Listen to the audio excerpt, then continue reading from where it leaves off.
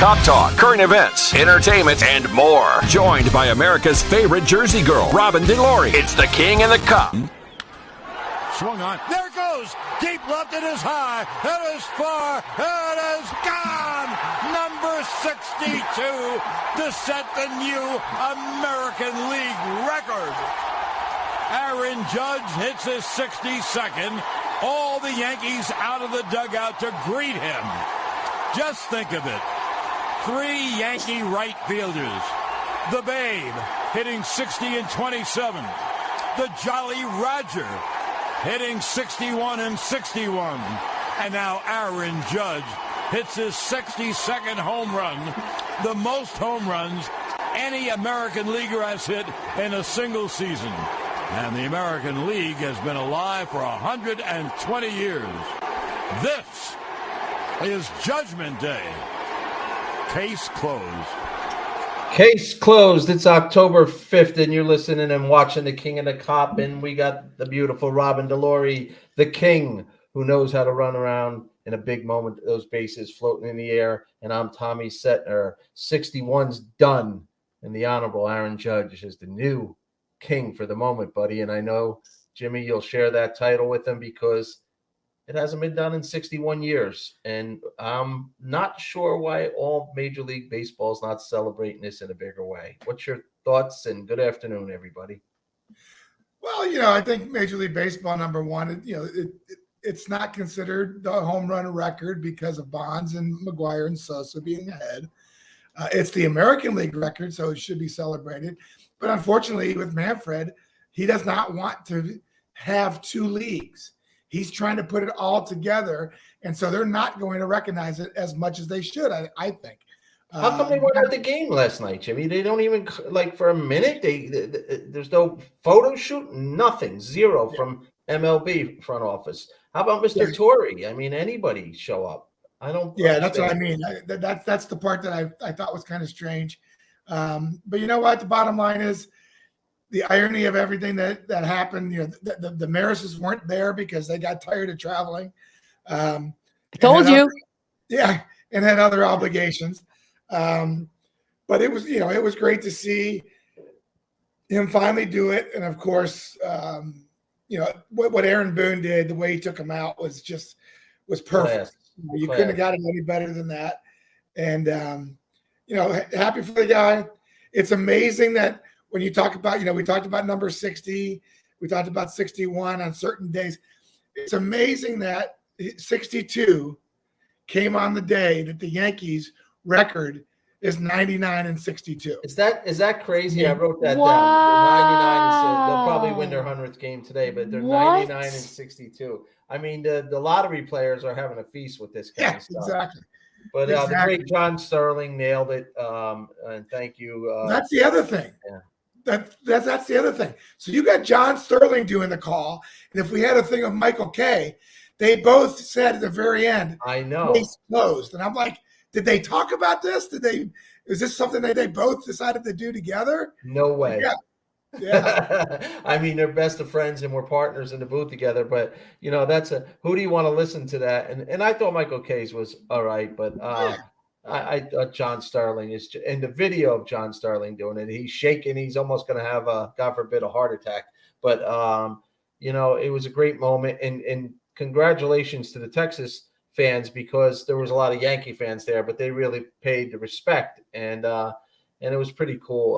It was a good moment. And I heard somebody say on MLB Network this morning, as he hit first base, you can almost see the pressure come off of his body and his face, and that had to be tremendous. Like when you hit your home run against Seattle and Atlanta, there's pressure on you to perform as an individual and to help your team. This was a different kind of pressure. This was a pressure that was just sitting on him, that every little kid was looking to watch. Everybody was caught up, and we were caught up in it. And the managers and the players. And he even said last night, I felt bad for my teammates because I wasn't getting it done. I was putting stress on them. And that was a great meet and greet at home plate, the way those guys reacted, the young guys that are newly to the team. And it was like I thought about you last night, when you hit that home run in 96, you had the young Derek Jeter jumping around like the young kids today. And look, Jeter went on to be, one of these role models. But Jimmy, they say, and I kind of agree with this. I heard this today, so I'm plagiarizing. In New York moments, and you're a big New York fan, and you've been around enough, Robin, to know big New York moments. There was the year Doc Gooden had was incredible. You couldn't turn off the TV. Messier with the Rangers when they finally won the cup, the way he played. But people say this was the most watched and most exciting moment in New York sports history. Like there was great team efforts. You could talk about Joe Willie in '69 and the Jets, but this seemed like the eyes were on this guy. And was it because he's such a great guy? Everybody was rooting for this guy. Nobody was rooting against him. Nobody. Yeah, no, I think, listen, his press conference, he nailed it again, once like he always does. I love the fact that he was honest about, it was a lot more pressure than he thought it would be, because even when he hit a double, even when he hit a single, people were booing. Right. And he goes, he said, I wish he would have said, I'm still chasing that Triple Crown. And to me, that would have been kind of cool. But no, I mean, listen, he is the kind of guy that everybody roots for. He's that monster giant who is like a little teddy bear, and he's the kind of guy that, again, says all the right things. And very similar to what like you mentioned, Derek Jeter. Baseball couldn't be any better right now in New York than it is, because we have two teams going to the playoffs.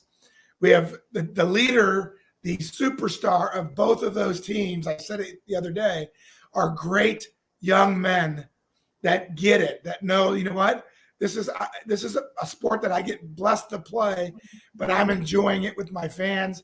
I'm part of it. Judge this whole time, signing autographs, not staying away from people, trying to concentrate, right, but really being part of just who he is. And it was great, like you said, seeing him round first base, touching home plate, realizing, what, it's over. I can relax.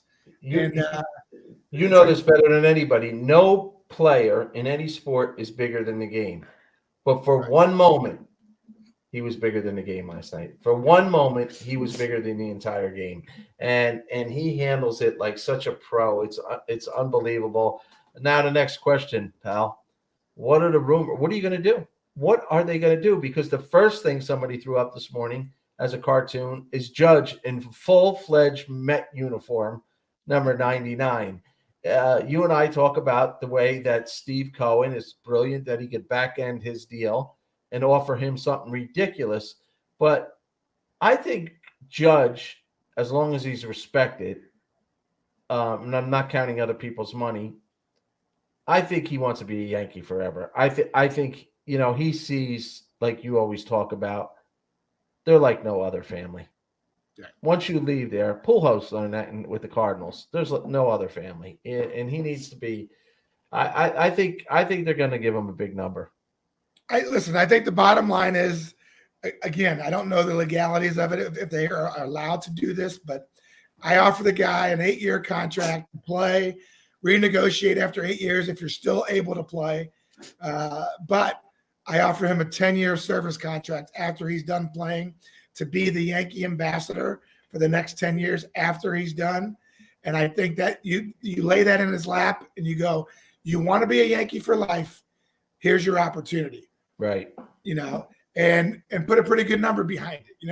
$360 million for 8 years of playing, $10 million a year for being the Yankee spokesperson for those extra 10 years, adds another $100 million to your contract.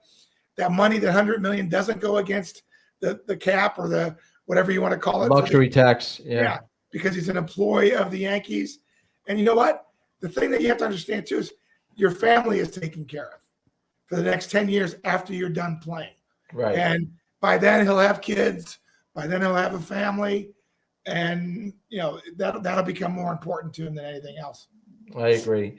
Rob, I call you Cano sometimes, Robinson Cano. Yes. Your Mets are going wild. Why didn't anybody let me talk about Aaron Judge? Well, please. Were you just going on to the Mets? No, I wasn't. No, we're going to be back and forth all day. But go ahead. What do you got to say about the Judge? 2 things I have to say when you guys were talking. Yeah.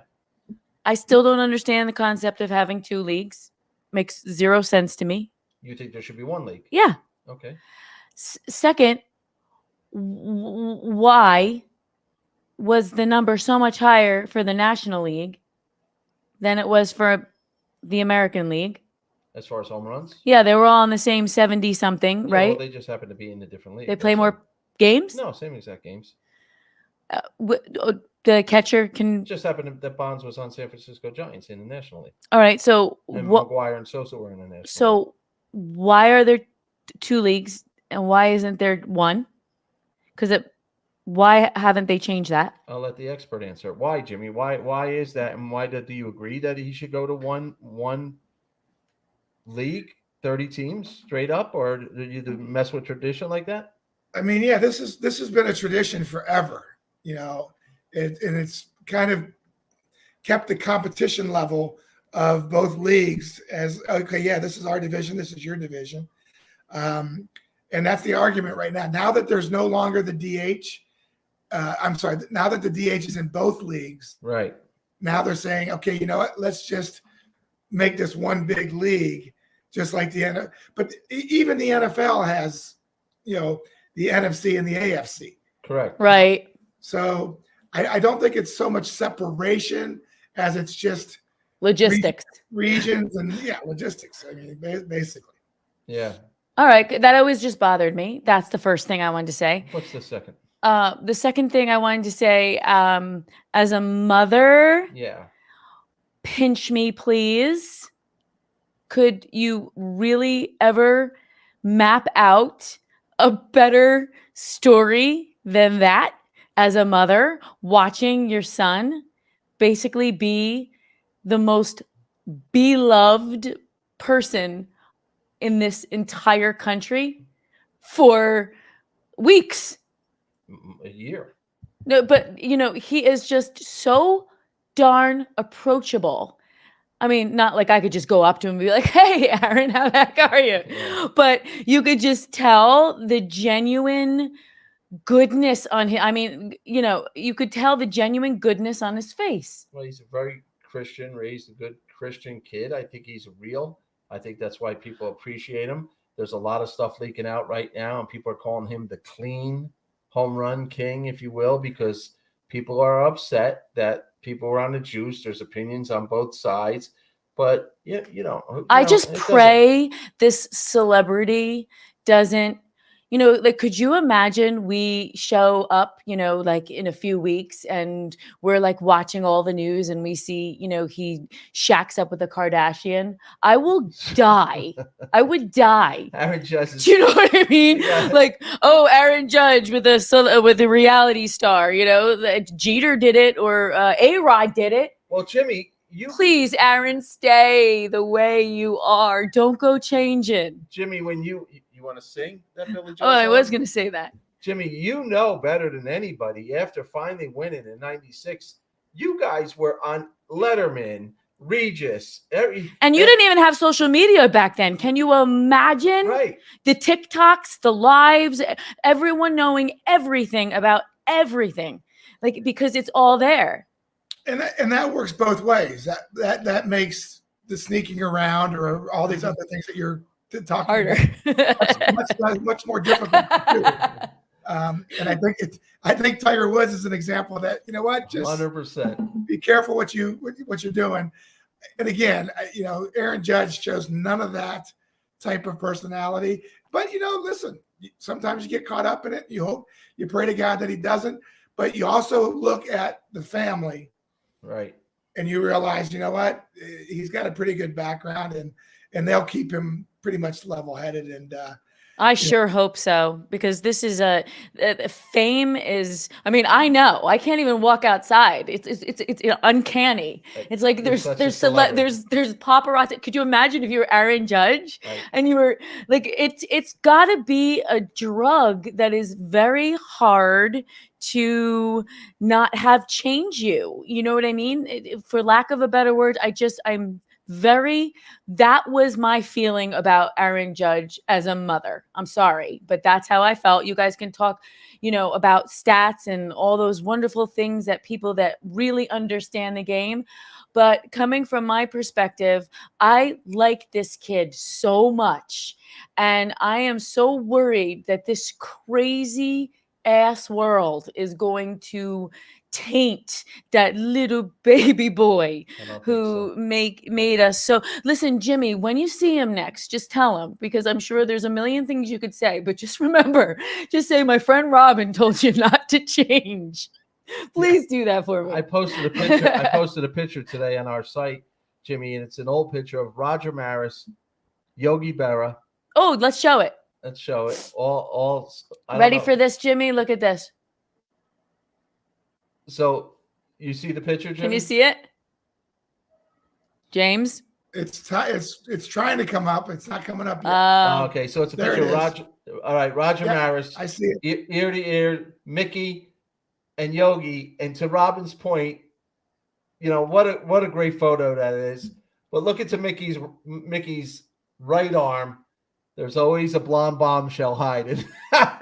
And like the Mick just couldn't get away from that. And there was no social media back then. But that was Mickey's life. Roger Maris, clean. Look how cute Yogi Berra, little Italian. Loved his wife. I love him. And here's the Mick. And they didn't get the girl out of there in time, I guess, because it's not his wife, that's for sure. And what strikes me funny is they're riding public transportation. Well, back then, that's what they did. No Ubers. No Uber. Trains and buses was how the team traveled.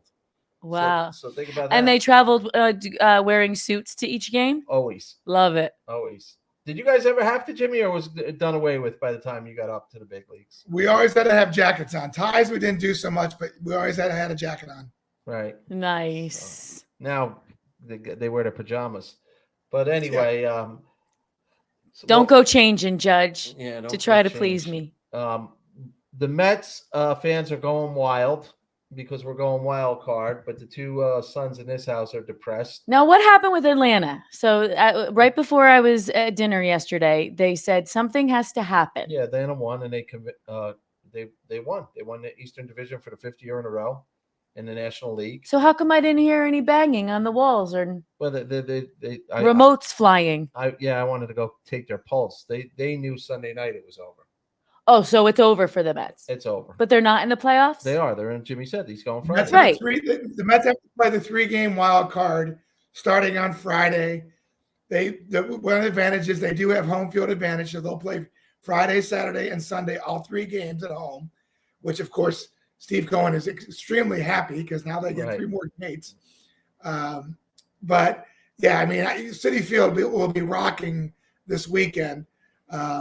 Because the Mets have this opportunity. It would have been nice. We were bumped. We were supposed to go to the game. For a birthday present for Joey, we were giving him, and we were bumped because we were basically told you can pay for the tickets, but you can't come. Well, I know what the Mets need, and I want to bring this next guest on right now because she's in our waiting room, and we're going to get our groove on with Jen Groover, entrepreneur, famous Philly girl. And motivational speaker, Miss Jen. How are you? Robin and Great. Jim Leyritz. How are you? Hi. Thanks for joining us. We're talking a little baseball right now, and you're a Philly girl. You got to be happy your Phillies are in too. Yeah, first time in a long time. It's good stuff. Everybody's excited. Eagles are doing great. Now we have Red October, and Sixers are about to begin too. So Philly's a very happy fan city right now. Yeah, Philly. So you're on New Jersey with us. And, of course, I joke around because we're northern New Jersey based and we love the Jersey Shore. But then you get past that Jersey Shore and we call them the 609ers. And they're all Phillies fans and Eagles fans, but they're part of our audience as part of New Jersey. But, Jen, we were talking about the Mets. They had a 10.5 game lead and the Phillies were fighting with them and the Braves were fighting. And finally, the Braves win.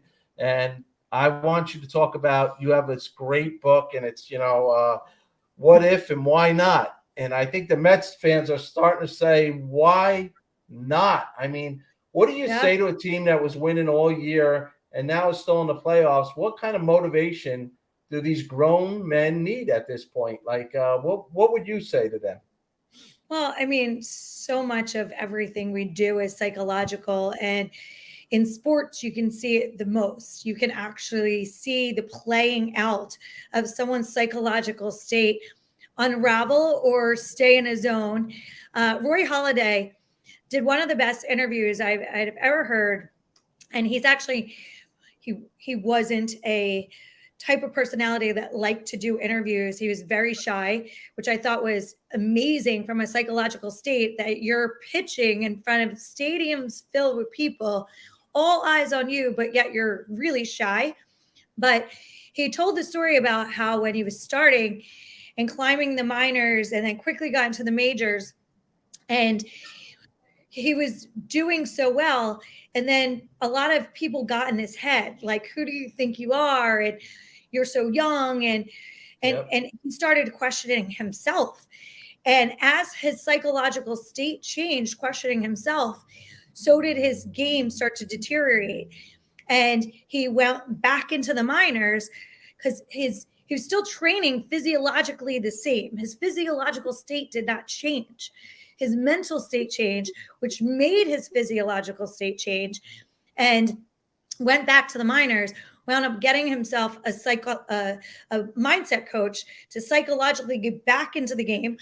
And as we know, he went on to be a Cy Young Award winner 2 times in a row, which was incredibly impressive, and retired early, and unfortunately had a early death as well. But the story was so impressive because he really demonstrated for everybody listening how I was doing the same exact physiological training, the same exact eating, the same exact everything, except for my brain wasn't in alignment with what I was trying to accomplish. And so everybody at every stage of life can always use a coach in mindset training. But if you're finding that you're stuck, or you're getting in your head and you're unraveling, like a lot of athletes can do, or even you're in business, there's a lot of people I coach in business, their beliefs around lack and scarcity around money or success keep them stuck from what they really want to accomplish, because they think, well, why me? Which goes into your original question, why not me? Why not? Jen, this is so interesting, because as a woman, I think you can even add more pressure on top of yourself, because the way, I'm sorry, but women we were just kind of raised to have some more obstacles, right? In terms of psychologically getting in our own head. Yes. With that being said, I feel like how do you unstuck yourself, right? I know that's not a word, I just made it up, but how do you unstick yourself so that, because I live so much, and my friends too, we talk about it all the time, being stuck in your own head and in your life because of motherhood, of, relationships. And then, here I am on a sports show, Jen. I don't know the difference between a home run and a touchdown. You want to talk about stuck? What do you do? Do you just flip tables and make a complete exit and change? That's so scary. I need you, Jen. I need you. Well, this could be like an hour keynote. I need this right book. But I'm gonna break it down a little bit more. So I actually came out with a book a year and a half ago called The More Method, which breaks it down in an acronym of how to get out of your head, deteriorate your negative beliefs, and create new beliefs that align with your desires. But there's a couple big things here. 2006, when I was launching a handbag company, an innovation handbag company, I was a new mom of twins. They were toddlers. I was overwhelmed, but I had this vision and I had this desire. And I learned at that time that women were creating less than 1% of the wealth in the United States of America. And I was baffled by this, like, why? And I started to analyze this. My degree's in psychology, and I'm analyzing this. And it wasn't that women were going to college less, they were going to college equal. And this is wealth creation, so it's not job cap. But it was this belief that if I'm too successful, I'm not a good parent. If I'm too successful, I'm not going to be a good spouse, or people are going to want too much from me. That was a big one. Mm-hmm. And so what needs to happen is the beliefs have to change. So we can't change our behaviors without changing our beliefs. It's like Why is the gym crowded on January 1st every year with everyone with good intentions? By January 21st, it's completely empty again because no one changed their belief. They were trying to use motivation to change. And motivation is only a short-term thing of willpower. You need to transform who you are in order to change. And transformation process begins with changing your beliefs. So when I was using Roy Halladay as that example, Roy went into his psychological state and was like, what is my belief of myself? His belief was, why me? I'm too young. Why me? I didn't work as hard as everybody else. And he had to change that belief to, why not me? And I'm the best, and I will be the best, and I'll go down as a legend. And so we have to hardwire our brains to create new beliefs that align with our desires. It's a neuroscience process. I was about to say, that's hard. That sounds hard. It's actually not once you understand the pattern, but I'll break it down very simple in a very short period of time. You identify a belief that you have that no longer aligns with your desire. You flip the belief. So instead of I fear success, I love success because I love being able to give back to people. I love being able to have freedom, time freedom, financial freedom. So you always have to align a new belief with a value proposition that you value. And then you reaffirm that. So we've all heard visualization and affirmations. So every day you visualize and affirm your new belief, what your life looks like in that new state before it becomes that state. Michael Phelps was a genius at this, by the way. As a kid, he would stand on his little ottoman in his house with fake gold medals around his neck and hear the audience cheering for him. Not one gold medal, multiple gold medals. Hear the audience cheering for him. All the cameras flashing at him. So he visualized it way before he became it. And that's part of the psychological process of transforming who you are to become who you want to be. Or you could be a walk-on to the University of Kentucky and then go play for the Yankees and hit some of the best home runs ever because he couldn't stop telling people that he belonged. And how come I'm not up right now? And Mr. Leyritz used exactly what you said to take himself to greatness at the most pressure times. So he's another living legend and example of exactly what you're preaching. I think it's easier when you're a kid to do that. I remember, the world was my, it was my playground. And I think I'm not just speaking for myself. I know I'm speaking for other people. The older you get, like the fear sets in. The first time I went skiing, I was like, let's go. I didn't even think. I just went right down. And I'll never forget when I became a mother, the next time I went down the hill, I froze. And I thought, this is an interesting moment because I'm scared now. And like a different kind of fear, you know what I mean? So I love this conversation. I love it. Jimmy, you can appreciate what Jen's saying because you actually are an example, a page out of her book. That's how you kind of played the game. You didn't you had a broken foot and you just decided I'll change my batting stance. Yeah. You didn't take it as a negative. Yeah, I mean, the bottom line is, even after baseball and everything else I've been through, it's always the same idea as I learned from a very early age, and I don't remember who said it to me, but I was told a setback is setting you up for your biggest comeback. And that mindset is what I always thought about and especially being a baseball player, that we knew we were going to fail more than we succeeded. Yeah. You had to have that mindset that, okay, my path is not going to be straight. It's going to have, all different twists and turns. But the bottom line is I know where my goals are set and this is what I want to reach. And there's going to be things that knock me off that path, but I still keep that one goal in mind of what I want to reach. Yeah. Resiliency is a muscle. I think you'll find it interesting that my uncle, not through blood, but as my grandfather's best friend, was Vince Lombardi. And so my mom grew up with a very incredible influence in her life. And she was then obsessed with what makes good to great and ran campaigns for politicians and did a lot of audacious things that women didn't do back in the 70s and 80s.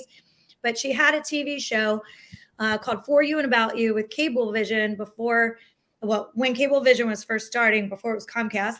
And I had to sit in the TV studio after school every day, which I hated, but I believe it really programmed my subconscious mind for all of this, because during that time period, it was a current affairs show, but she'd have athletes like Tug McGraw, Pete Rose, and Vince Papale. And so from all different sports, a lot of obviously Philly people, because it was Philly region, but her conversation would constantly ask questions like, what makes somebody great? And that has been my obsession my entire adult life. And so I'm constantly trying to understand psychology more, human behavior in every aspect. Neuroscience is just on the cusp of us really understanding who we are and how our brain works. But to your point, as you get older, it gets a little bit harder. But the hopeful thing is this, that you can change the neural pathways in your brain every day until the day we die. Our brain is malleable and capable of creating new pathways, which are new beliefs or messenger systems in our brain. So once we know that, we're empowered with that knowledge, we have more optimism of how quickly we can change. I'm doing it. I'm doing it. Today I believe I am going to make a wonderful dinner. I believe I'm going to be a good cook today. And how is I'm attaching that to a value, right? Your family loves you cooking a great meal. You feel special.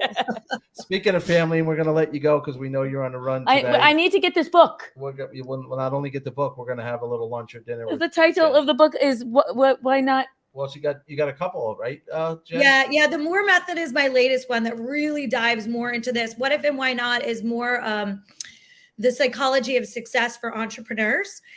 For anyone really, but I wrote it as an entrepreneur. Like, we have to look at our face in the mirror every day and call ourselves out on our shortcomings in order to get better. But More Method is a methodology to teach anyone at any stage of life how to get from where they are to where they want to go.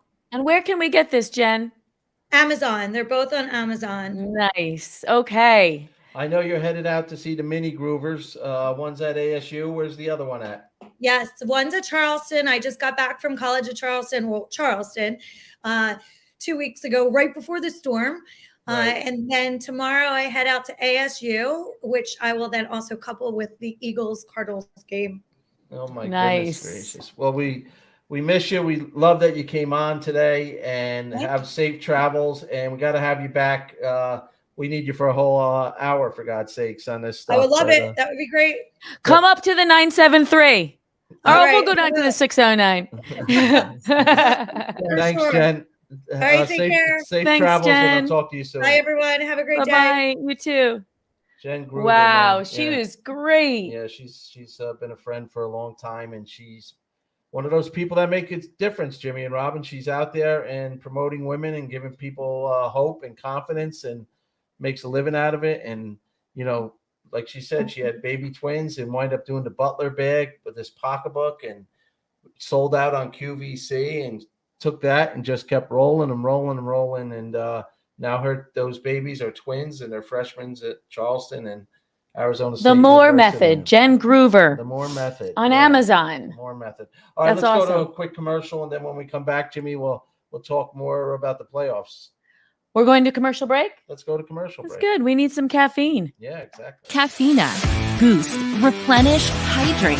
Caffeina with your meeting, with a workout, on the go, to keep going, with a meal, with friends, to kickstart your day. Caffeina, Amazon's best-selling caffeine-infused spring water, 7+ pH balance, electrolyte enhanced. Taste pure spring water. Feel the charge. Caffeina water, the beverage of choice for the king and the cop and the Jersey girl. Matter of fact, Vespucci's order, I think, just was delivered. Can we eat on the air? I'm starving. I have misophonia, where nobody wants to hear you eat on the air. I thought the king was going to jump in and finally realize I said Vespucci's the right way. Well, do you want me to go get it? You're good. No, that's all right. Jen, just a perfect example of this the curse word before the word show, our life is, Jen is so eloquently talking to us, and I'm so engaged in this conversation, and for so many reasons, right? And the studio door opens up, and a topless 16-year-old walks in his underwear. in his underwear. So and then gives us a little bit of an Italian salute. Yeah. And I couldn't take my eyes off the screen because obviously, so speaking of Italians, you do know it's Italian Heritage Month. All month. I can only celebrate though the second half. Why is that? Because I'm half Italian. How do you pick the first or the second half? I just made up the second half. I should do the first half. You're right. You're appearing at the New Jersey Pack on October 15th. Will you be singing Mama by any chance? No, because it's not an Italian event. No, throw it in there anyway. They want to dance. They don't want to cry. It's the Italian heritage. Make them cry.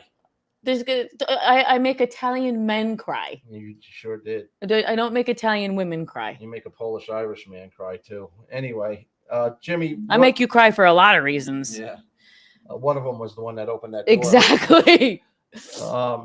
But something else to report on, and I'm our friend and partner in business, Vicky Ziegler, is busy working as always, but I'm going to have her on. But news, Jimmy, big time breaking news. When you were off the other day, we played a little Goodfellas clip where they say, you got to go home. You got to go home to Ray Liotta, the part he's playing. You got to go home to your wife. Giselle is filing for divorce. And things we've talked about, no matter what occupation you're in, Mr. Brady's off his game. And rightfully so. The guy's personal life is falling apart right now. And, forget football for a minute. They're both human beings. It's kind of sad, for whatever reason in the sports and modeling world, we rooted for them. You want to see them succeed. They were like the perfect family and perfect couple. And as an athlete, maybe you can explain, now that we had the Groover on talking about all the different psychological things you have to do with your mind. You're a human being too. So when you're going through personal problems like that, and you still have to go out on the field and play 9 innings and perform, and you're getting booed or cheered, when something like this happens to an athlete, is he checked out at a certain point? Listen, they're 2-2. They're not playing well, and you want to say that obviously Tom Brady's been through a lot. That psychologically, like we just talked about with Jen, he should be able to distinguish the difference between the two when he's performing. But at this particular point, that fairy tale that we all thought he had, being married to this beautiful model, this great family, sometimes reality isn't what we're seeing on the surface. And I heard she's texting Judge. You're rotten. You really are rotten. Too soon, Robin. Too soon. Yeah, too soon is right. But God forbid. The thing is, she was worth like $400 million when they got married. She was worth a lot more than him. This is a powerful woman, to our point of our last guest, and we don't know what went on behind closed doors. And some people are saying, including me, you should go home and save your marriage. Truth of the matter is, they obviously were having troubles, and he probably said, screw it. If this is going to go this way, I'm going to go home, do what I want to do, and play. And because he retired, if you remember, and that might have been her choice. And then he didn't like that choice. So he said, she said, well, we're done. And he's going back. Guys, quite frankly, I'm actually surprised that they lasted as long as they did. Why? Because, truth be told, back to talking about the Aaron Judge thing, not wanting him to change, these people live in a parallel universe. It's not a normal universe. It's surrounded by being able to do anything you want to do with an endless pot of money and a different world that we're used to. So I don't believe Hollywood relationships can survive, and I just don't think, I think they're already up against a losing battle, or I think you're just right. don't think, I just don't. Well, And Jimmy- then add the fact that they're both gorgeous. They're not looking in the same mirror as most of us are looking in. And I'm surprised that they, made it that long. Jimmy, I got to ask you this question because you lived in Florida, but there's two things here. You married a woman now that you're going to live happily ever after with, and she didn't even know anything about baseball and who the hell you were, right? So to Robin's point. And then the other thing is Giselle, whether it's true or not, released a statement saying since they moved to Florida, he's completely changed.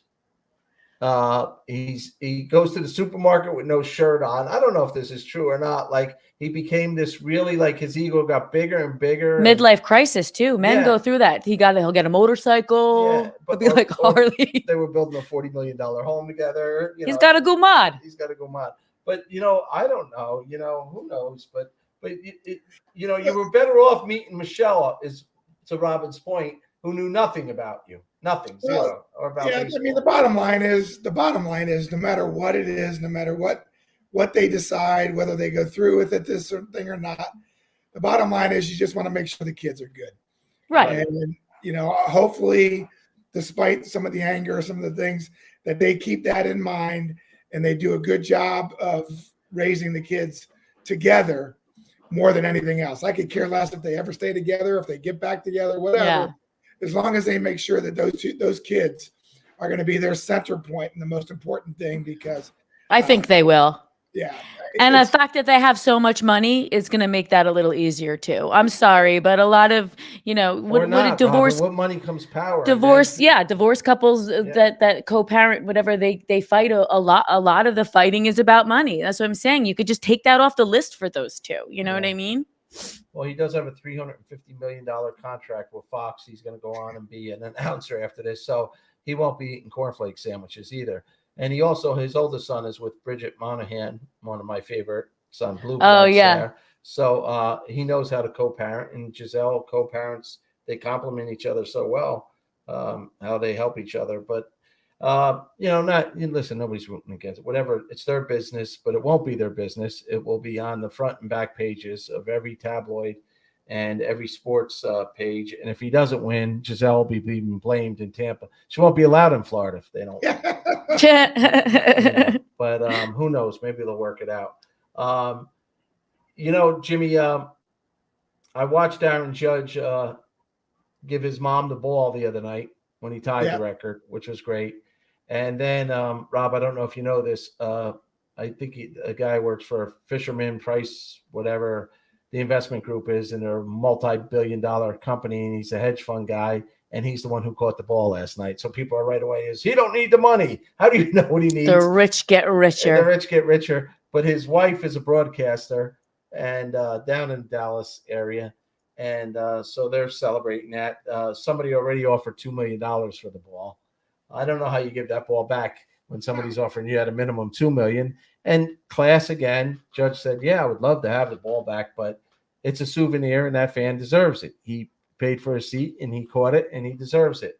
The funny part was the clown that, or not, if it would have worked out, jumped into the bullpen. I don't know how he didn't break his leg. I have the hope that the ball ricocheted off somebody and landed there and he would have picked it up. I love it. It was smart and he didn't get hurt. But he saw the Toronto fan that reached over and just missed. He said, okay, I'm going to jump down there and get it because that's going to come down here possibly. That's right. And so security went right there and got the gentleman and asked him, what are you going to do with the ball? And he said, I'm not sure yet. And, smart enough to know he had to get out of that stadium and sleep on it. And I think he'll get more than $2 million for it. So. Well, why would you sell it if Well, if I don't know, we don't actually, know. I'd sell it. They're assuming, but what are you going to do with it? Have it sit on how long can it be a talking piece? Yeah. I mean, if you don't need the money, sell it and give it the money to charity or do whatever you want to do. But it's those balls. Jimmy, I asked you this the other day. Why isn't the bat worth more than the ball? And he's got the bat. Right.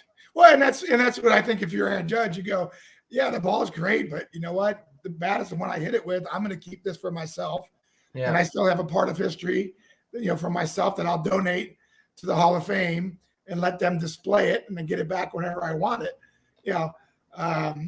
And of course he still has the jersey, he has the spikes, he has the whole thing. The ball is just another piece of the puzzle. More importantly, he's got the memory of actually doing it. That never goes away, right? The moment. They were also talking about, not only does that moment belong to him, we watched the Roger Maris video and home run for 60-something years now. Can I actually say something about a video we were watching? Sure. We put on a few weeks ago the Babe, right? Yeah. Hitting a home run. Babe. Didn't we? Roger Maris. I thought it was Babe Ruth. Okay.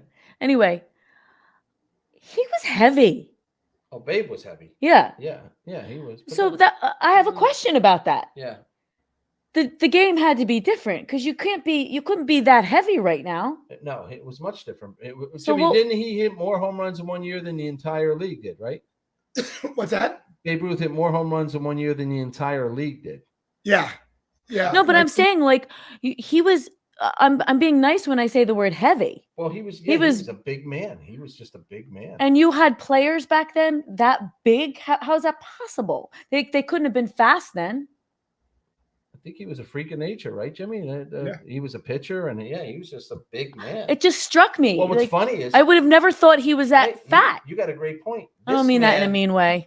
I'm fat shaming Babe Ruth. Who does that? I don't know. Aaron Judge is a huge man for baseball, and that's part of the people think he's going to break down and get hurt, and he has in the past. Although he's in shape, he took a picture with the linebacker from Dallas. What's his name yesterday? Jimmy, you told number 11 on the Cowboys, the linebacker. I'm drawing a blank. Sure. Como se llama? Micah Parsons? Parsons. The Parsons came on the field last night because it was in Texas and took a picture with him. Oh, I didn't see that. No. Judge dwarfed him. I mean, here's an NFL stud, and he dwarfed him. He was like, I took a picture of him with him at the U.S. Open tennis, about 4 or 5 years back. And, the only other person that's made me look smaller in a picture is Shaq. And we know how big he is. But even Judge made me look like I was a little dwarf. Well, I always say to Shaq when we're together, and if we do a picture together, I say, can you please not put your hand on my shoulder? Yeah. Because you don't see my shoulder. And I'm 6 foot and 235. It's not like I'm a little guy. I mean, I don't but to your point, there was nobody else that looked like Babe Ruth back then. Well, that's what I'm asking. Nobody. I mean, no. I mean, and Lou Gehrig looked like a stud. It just struck me very, like, wow, that's a legendary baseball player, and he's heavy. Yeah, he was. The Babe was different. The Babe was. He looked like the Andre the Giant from WWF. Exactly right. Exactly right. F. Whatever. F. WWF. Andre the Giant. Boy, I'm impressed. But that's not a real sport. How about I'm not gonna. I not only did I just fat shame Babe, I'm literally equating him to a bash wrestling. Did you know who Ivan Putski was? No, but that's all. He was a wrestler that used to wrestle on. I know Roddy Piper, Polish, and of course Hulk Hogan, but that's all just theater. That's acting. Hulk lived down by you for a while, didn't he, Jimmy? Wasn't he down in Dade County or he was in Tampa? Tampa. Oh, that's right. He's in Clearwater now. That's right. He's our friend there, Ben Mala. But, I don't know. So where let's do a little pick, Jimmy. We got about 7 minutes to go.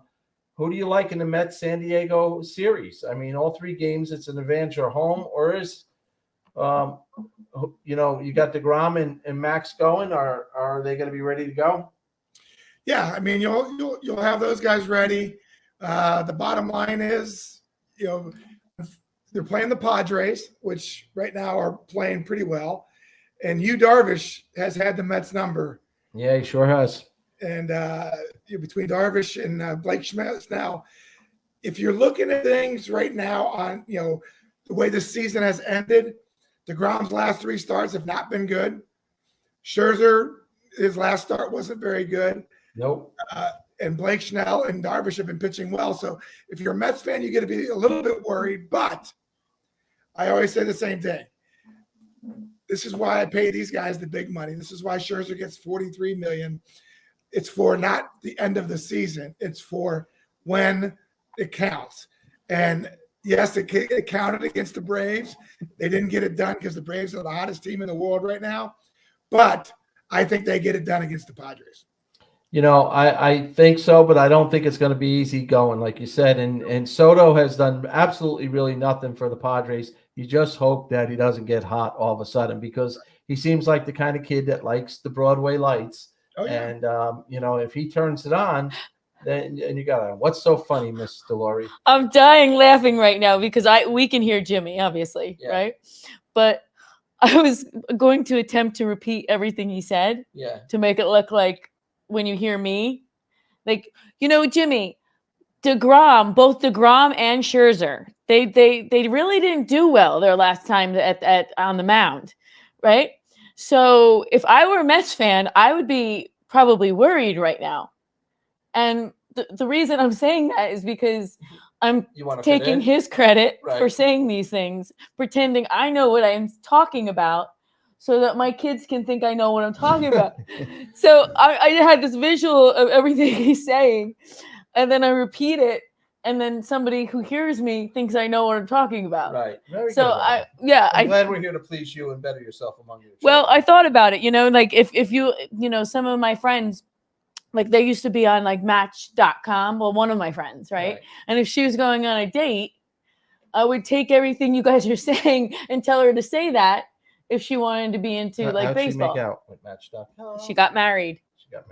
She got married, and she's a beautifully happy Donna, a big Jimmy Leyritz fan.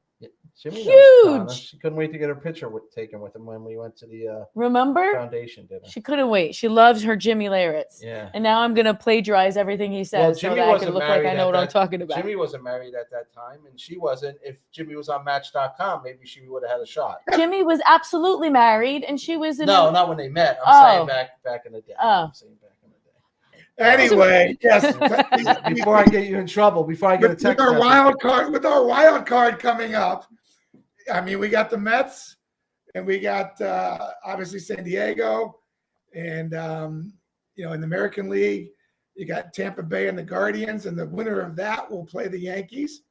That'll be interesting. Who do you like there? Who do you like? I mean, to me, that's like a whole hum. I don't even want to watch it. Like, I'm bored. Tampa's hot, though. They got hot. Yeah, Tampa Bay does not play well on the road. Yep. They definitely don't play well on the road, Tampa Bay. And Cleveland is now, with the year that they've had, they're playing some pretty good baseball. And Terry Francona, right? Terry Francona has the experience of the postseason, and I think it's going to be a good matchup. And I think, if I'm the Yankees, I do have the better draw because playing either Tampa or Cleveland is probably better than playing the other two that are on the other side. If I'm Houston, I'm a little more worried, but because with Toronto and why am I drawing a blank? Toronto and who's Toronto playing? Jesus, I'm drawing a blank. Toronto and it's who's Toronto playing? You're supposed to know this stuff. Well, the Guardians are playing Tampa Bay, and then Joe, who's Toronto playing? We got to come out of the West. Geez, Jimmy, they're playing the Blue Jays. No, I just made it up. I just totally made that up. No. Aren't they the Blue Jays? Yeah. Toronto? Yeah. Good job. I'm just gonna go right. Oh, they're playing the Mariners. The Mariners. Right. I didn't even know there was still a team called the Mariners. That's why, because they haven't been in the playoffs in how many years? 16 years? Yeah. This is the first time they've been back in quite a while. And listen, they're going to be. I think the Mariners are going to be the team to beat. Yeah, and I think it's actually great for the Yankees because I think the Mariners have a better chance of knocking off Houston than anybody does. right. So I think it's going to be a good series. It's going to be, you got J-Rod and Luis Castillo. Well, he's back, right? J-Rod's back. He's going to be out in the outfield, not DHing. So we'll see how he steps up as a rookie. Jimmy, you know what I forgot to ask you? What's your favorite thing to eat at Yankee Stadium? They have a really good tri-tip sandwich. All right. Yeah, that's you get it in the MVP suites. Ooh, fancy. So everybody who's watching, most of you will never get a chance to eat it. But if you do, the MVP suites are for sections in the 100 level. It's not. It's not Legends and it's not the big suites. It's It's for actually the regular fan. So for the regular guy, Jimmy. If you want to spend it's free. Yeah, we were talking before. Besides your World Series rings, what's your favorite piece of item? Like Judge is going to want to lend it back to the Hall of Fame. He's going to give the shirt to his mother. What's your favorite thing that you still have? Well, I would say, listen, anytime you can have a bat or a ball from one of your home runs or one of your famous things, it's great. My most prized possession probably, my father just passed in June, was the ball that I gave him my first hit ever in the major leagues. That's great.